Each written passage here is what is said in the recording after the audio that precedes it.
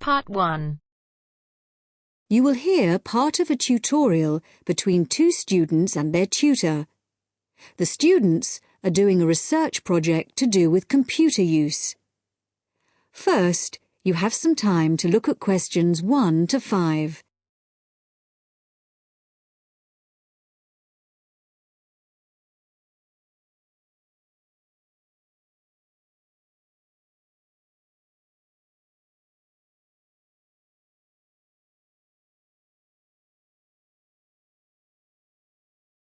Now listen carefully and answer questions 1 to 5. Dr. Barrett? Sammy, come in. Is Irene with you? Yes. Good. Sit down. Right, we're looking at how far you've got with your research project since we last met. You decided to do a survey about computer facilities at the university, didn't you? That's right. We decided to investigate the university's open access centres and, in particular, the computer facilities. Lots of the students are having trouble getting access to a computer when they need one, so we thought it would be a useful area to research. Good, fine. It's not a topic anyone has looked at before, as far as I know, so it's a good choice. So, what background reading did you do?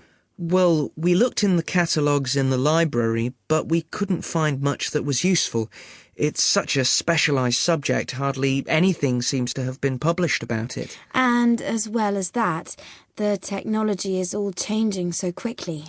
But the Open Access Centre has an online questionnaire on computer use that it asks all the students to do at the end of their first year, and the supervisor gave us access to that data, so we used it as a starting point for our research.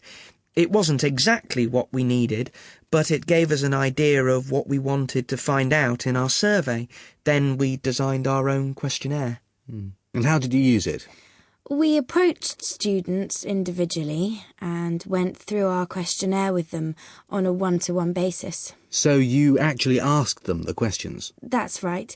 We made notes of the answers as we went along, and actually we found we got a bit of extra information that way as well, about the underlying attitudes of the people we were interviewing, by observing the body language and things like that. How big was your sample? Well, altogether we interviewed a random sample of 65 students, 55% male and 45% female. And what about the locations and times of the survey? We went to the 5 open access computer centres at the university, and we got about equal amounts of data at each one. It took us 3 weeks. We did it during the week, in the day and in the evenings. Not the weekends? No. So presumably your respondents were mostly full-time students? Yes. Oh, you mean we should have collected some data at the weekends from the part-time students? We didn't think of that. OK, it's just an example of how difficult it is to get a truly random sample. So, how far have you got with the analysis of results? Well, everyone agreed there was a problem, but we're more interested in what they think should be done about it. The most popular suggestion was for some sort of booking system. About 77% of the students thought that would be best, but there were other suggestions. For example, about 65% of people thought it would help if the opening hours were longer, like 24 hours a day. Before you hear the rest of the talk, you have some time to look at questions 6 to 10.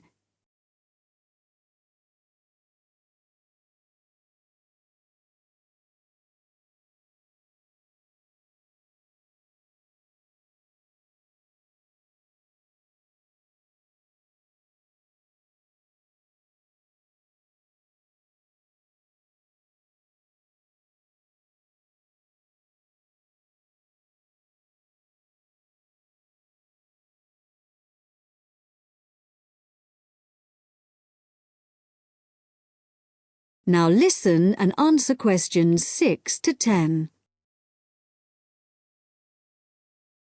So, what other suggestions did people come up with? Well, actually, the main reason why people can't get to a computer is because so many students are using them for personal emails or just surfing the web.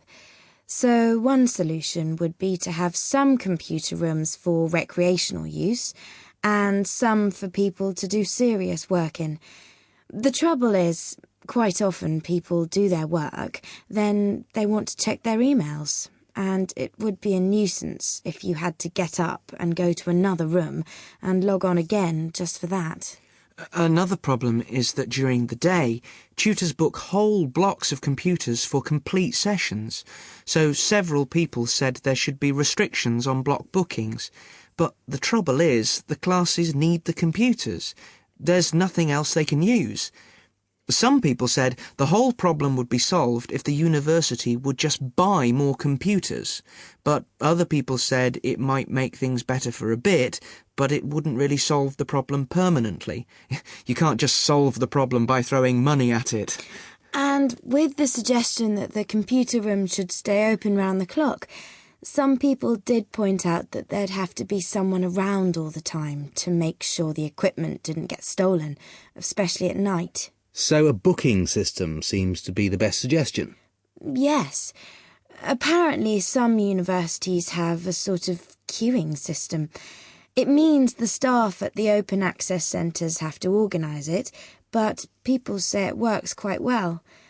You go along, and if there isn't a computer free just then, you're given a numbered ticket, and then when your number is called out, you have the next available computer. Or it can be done electronically as well, but that's more complicated, and it isn't really necessary. Good. So, now let's discuss...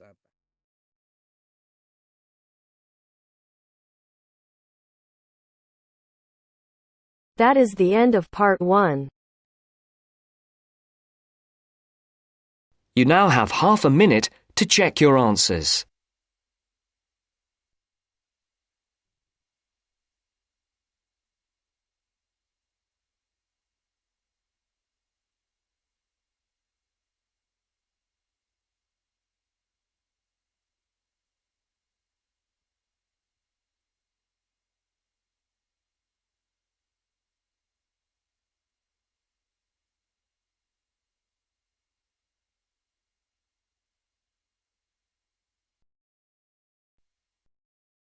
Now turns to part 2. Part 2.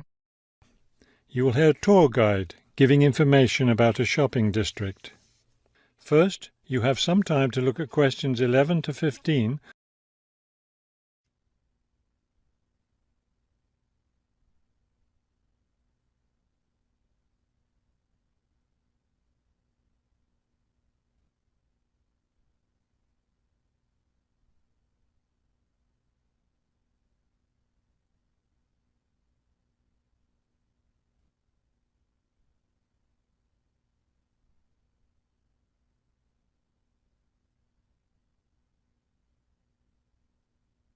As you listen to the first part of the talk, answer questions 11 to 15.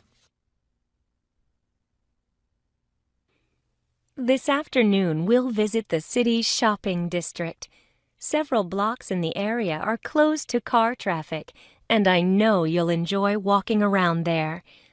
I'd like to give you an overview of the district now, since you'll be on your own once we get there. You'll see on this map here that the shopping district consists of 2 streets, Pear Street, which runs north and south, and Cherry Street, which crosses Pear Street right here. Let's start our tour here on Pear Street, where the star is. This star marks the Harbor View bookstore. It's very popular among locals as well as tourists. You can buy a range of books of local interest, as well as a variety of magazines and newspapers. It's directly across the street from the city library, which is also worth a visit. It's in one of the oldest buildings in the city and contains, among other things, an interesting collection of rare books. Now, moving up Pear from the bookstore toward Cherry, the next building on the left is the Pear Cafe. You'll notice it's right on the corner of Pear and Cherry Streets. It's a great place to relax while enjoying a delicious cup of coffee or tea. You can talk with friends or read quietly. They have a variety of books and magazines available. From the windows of the cafe, you can look right across Cherry Street for a lovely view of city gardens. It's a rather small garden, but it contains a variety of exotic plants and flowers. Let's leave the cafe and cross Pear Street. On the opposite corner, we're at Caldwell's clothing store, which you might also want to visit. They sell both men's and women's fashions from countries around the world. Continuing down Cherry Street, the next building on the right after Caldwell's is the souvenir shop. Stop in here to get maps and books about the local area, as well as t-shirts and postcards with pictures of the city. Now, we cross Cherry Street and we're at the Art Gallery, one building down from the corner. Here you can see and, of course, purchase many fine paintings and sculptures by local artists. Let's keep going down Cherry Street toward the harbor. On the left, right after the gallery, is Harbor Park. It's a lovely place, and it's certainly worth spending some time there. Before you hear the rest of the talk, you have some time to look at questions 16 to 20.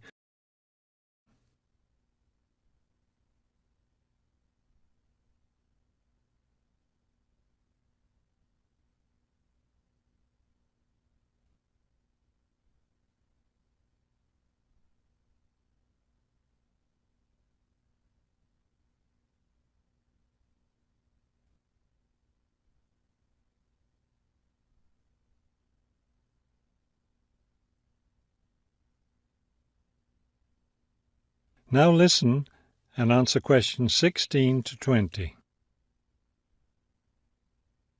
Harbor Park was built on land donated to the city by Captain Jones, a lifelong resident of this city. Captain Jones designed the park himself, and it was built in 1876. Exactly in the center of the park, a statue of Captain Jones was erected, and it's still standing there today. It shows Captain Jones on the bow of his ship. After viewing the statue, you can follow the path that goes through the woods just behind. It will lead you to a lovely garden, in the middle of which is a fountain. This is a nice place to enjoy a few quiet moments. If you still feel like walking, continue on to the far end of the garden. There, you'll find a wooden staircase, which will take you down to the harbor. You might enjoy the view of the boats from there. There's also a walking path along the water, which will eventually bring you back up to Cherry Street. You can see that there's plenty to do in this part of the city. The bus leaves at 1:30. That is the end of part 2. You now have half a minute to check your answers.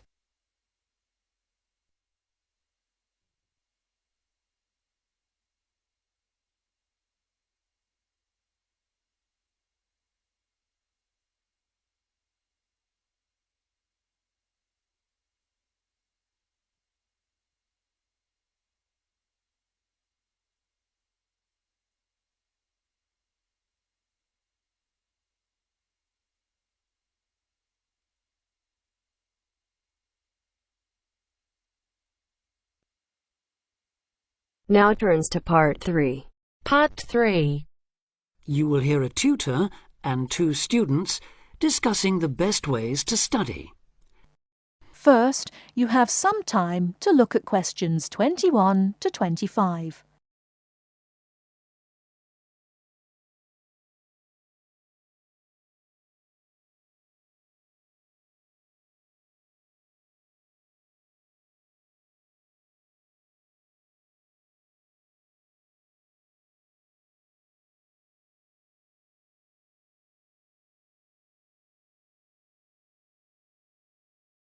Now listen carefully and answer questions 21 to 25.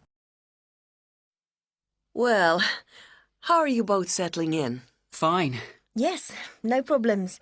So far, anyway. Good. Remember that as your personal tutor, I'm here to help you if you do have any difficulties. Now, as you know, lectures start on Monday, so I thought we'd look at a few ways of making the most of them, especially in terms of the notes you take. Let's begin by thinking about what you can do before you even go to the lecture. Any ideas? Make sure you're up to date with all the background reading, so you know plenty about the subject already. Yes, that's essential. The lecturer will assume you have that knowledge. Anything else, Carlos? Well, check what the topic's going to be. Of the lecture, that is. I'd go a bit further than that and consider what the content may be. Then you could ask yourself some questions that you want answering and listen out for the relevant information during the lecture. OK. Now that brings us to the lecture itself and the actual business of writing notes. But there's a lot to deal with there, so we'll come back to that later. What I'd like to do for the moment is continue with the process of note-taking and move on to the next stage. Any suggestions for what that might be? When the lecture is over, you mean? Yes, once you're able to sit down somewhere quiet with your notes. Read them? More than that, you need to make sure they'll still make sense to you weeks, months later. Edit them? Yes, that's what's needed. It's well worth spending a few minutes on it. Any missing words, anything difficult to read, things you didn't have time to jot down, now is the time to do so, while everything's still fresh in your mind. Right. And after that, when's the best time to revise them? When do you think, Carlos? I'd say just before the next lecture, in the same subject. Precisely. That's a vital time to look at them again, for obvious reasons. But it's definitely not the only time. When should you revise them again? A month later, maybe? Sooner, and much more often than that. I'd recommend you look at them again once a week. That's why it's so important they're complete and easy to follow.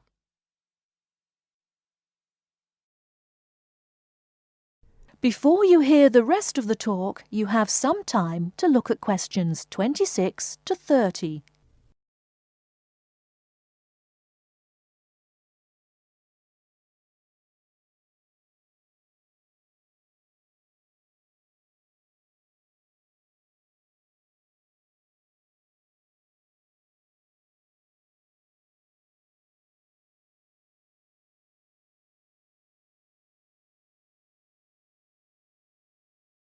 Now listen and answer questions 26 to 30.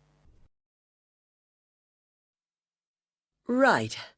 Let's go back to note-taking and begin with the basics before the lecture has even started. What should you do when you walk into the room? Get a good seat, at the front if you can, where you can hear clearly and avoid distractions. Yes, though obviously others will have had the same idea, so it's as well to get there a bit early.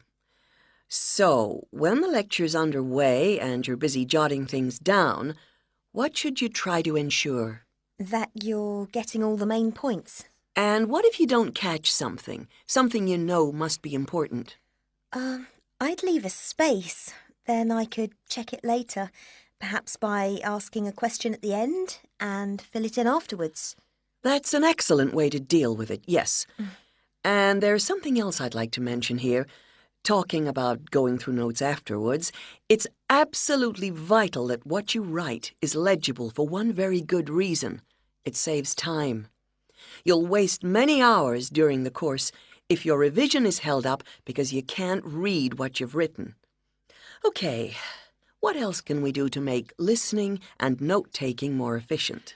Well, I always listen out for signpost words. Sorry, what are they? They're the ones lecturers use to say where they're going. A bit like a signpost at a road junction, I suppose. Things like, the first reason is, however, to sum up, and so on. Yes, they can tell you when something important is coming, and help you organize your notes, too. Is there anything else you can add, Carlos? There's something I think's very useful, but it's later, after the lecture is finished. That's fine. Go on.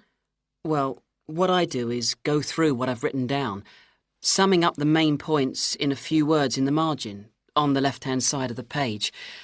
I try to use words that'll jog my memory, so that I can remember what everything's about when I look at them again. Yes, that can work very well. What some people do to review their notes is cover up their full notes from the lecture, maybe with a piece of paper or a card, and concentrate just on what they've put in the margin, trying to recall the details. Then they move the cover down a little and check whether they were right. Or you could put your main points on another piece of paper and clip them together.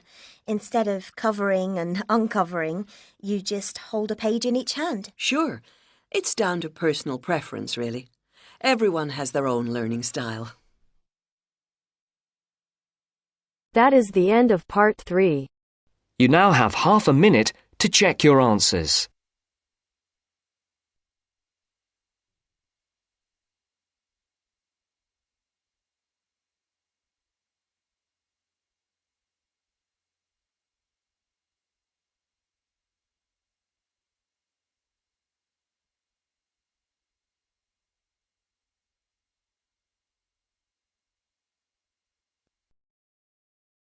Now turns to part 4. Part 4. You will hear part of a lecture about a website. First, you have some time to look at questions 31 to 40.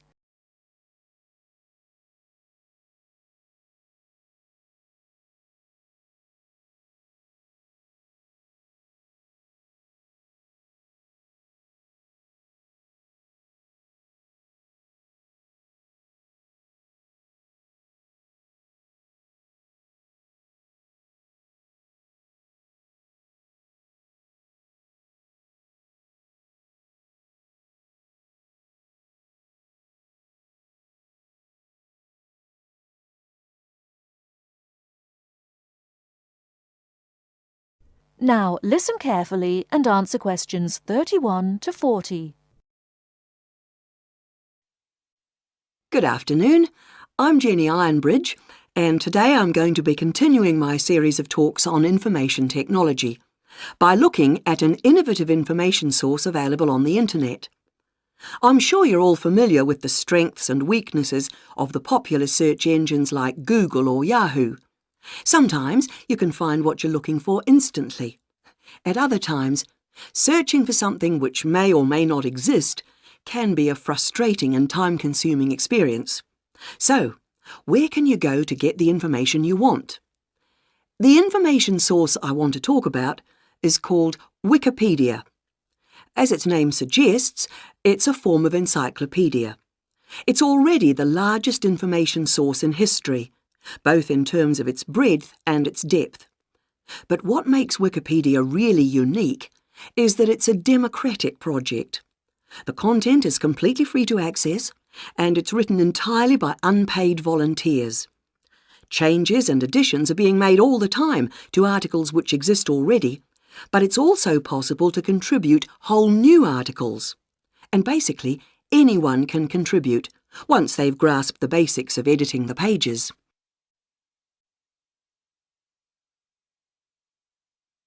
Let's look at how someone goes about editing Wikipedia articles. It's a very straightforward procedure, which has been made deliberately easy so that people who have contributions to make are not discouraged from participating because of their limited understanding of information technology. Let's start by imagining that we are reading an article and we come across information that we consider to be incorrect or incomplete on a page of Wikipedia. First of all, we decide we'd like to change it. To do this, we click on the Edit button at the top of the page. This takes us to another page with a text box containing all the editable text on that page. It's at this point that we can input our changes in exactly the same way as we would if we were writing or editing a document we had created on our own computer. In other words, we can type, cut and paste, delete, and use all the normal word processing functions. When this has been done, and we've finished editing, we are then asked to summarise the changes we've made. This doesn't go into the main text box, but into a separate area below it. That's the main part of the process over with, but we need to make sure that the changes we've made are going to appear as we want them. A last check, if you like. In order to do this, we select the preview option. If we're still not satisfied, we have the option of returning to the edit stage and working through the same procedure again. Finally, if we're satisfied with the result, we simply click on Save and our changes will take immediate effect.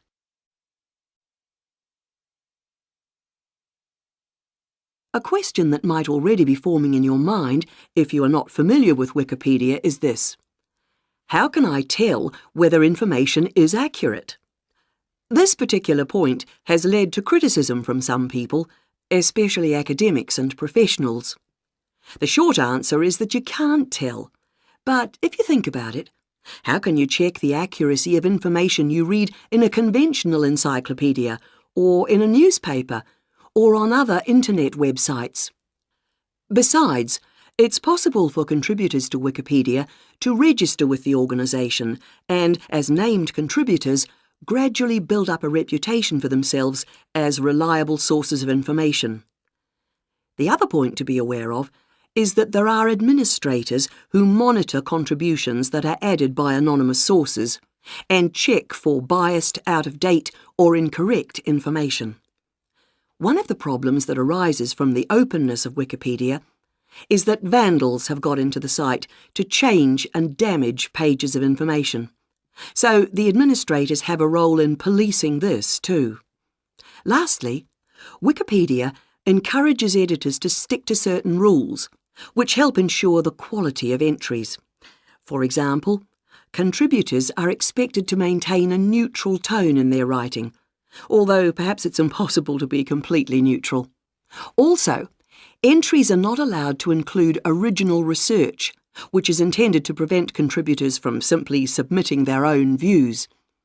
It's unlikely that the more conventional information sources will ever be completely replaced by Wikipedia or similar projects which may be developed in the future. But this is an ambitious experiment to democratise information, using modern technology to enable anyone and everyone to contribute to and access a common body of knowledge. And because it's free, it doesn't restrict access to those with the ability to pay. That is the end of part 4.